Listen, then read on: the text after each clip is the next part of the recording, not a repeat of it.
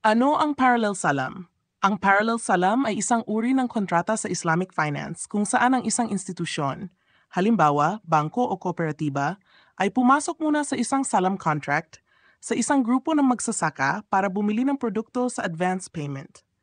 Pagkatapos, ang parehong institusyon ay gagawa rin ng separate salam contract sa ibang buyer para ibenta ang produktong iyon sa hinaharap. Magkaibang kontrata ito pero magkaugnay ang daloy.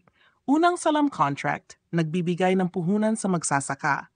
Pangalawang salam contract, parallel, ibebenta ng financier ang aanihing produkto sa isa pang buyer. Gamit sa agribusiness. Sa agribusiness, malaking tulong ang parallel salam dahil 1. Nakakakuha ng capital ang mga magsasaka para sa pagtatanim. 2. Sigurado ang merkado ng produkto dahil may buyer na agad. Parehong may katiyakan ng magsasaka at ang financing institution. Tatlong halimbawa. Halimbawa 1, Mais sa Maguindanao. Isang grupo ng magsasaka mula sa Sheriff Aguac ang nangangailangan ng pondo para sa pagtatanim ng mais. Lumapit sila sa Al-Amana Bank. Unang kontrata, nakipagsalamang bangko sa kanila para sa 50,000 kilos ng white corn. Binayaran sila ng 1,100 pesos bilang advance.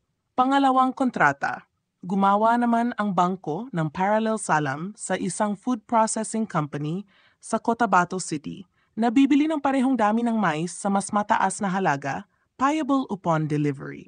Resulta, ang magsasaka ay may puhunan at ang bangko ay may siguradong buyer. Halimbawa Tilapia Production sa Lanao del Sur. Ang Lake Farmers Cooperative ay may production plan ng tilapia fingerlings.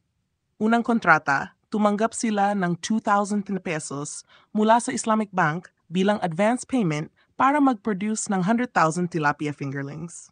Pangalawang kontrata, nakipag-parallel. Salam ang bangko sa isang agribusiness exporter sa General Santos City para i-supply ang parehong quantity sa export market.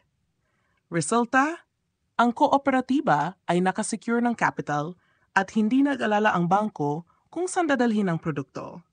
Halimbawa 3, sibuyas sa Nueva Ecija. Ang samahang magsasaka ng Nueva Ecija ay nangangailangan ng tulong para magtanim ng sibuyas. Unang kontrata, binayaran sila ng 500 pesos bilang advance para sa ani na 200 metric tons ng red onions. Pangalawang kontrata, nakipagparalel salam ang bangko sa isang malaking supermarket chain sa Maynila na tatanggap ng produkto sa agreed date. Resulta, may kapital ang mga magsasaka para magtanim at sigurado na agad ang merkado ng produkto. Sa madaling salita, ang parallel salam ay parang tulay. Tumutulong ito sa mga magsasaka na makakuha ng kapital at sabay na inihanda ang merkado ng kanilang produkto para sa hinaharap.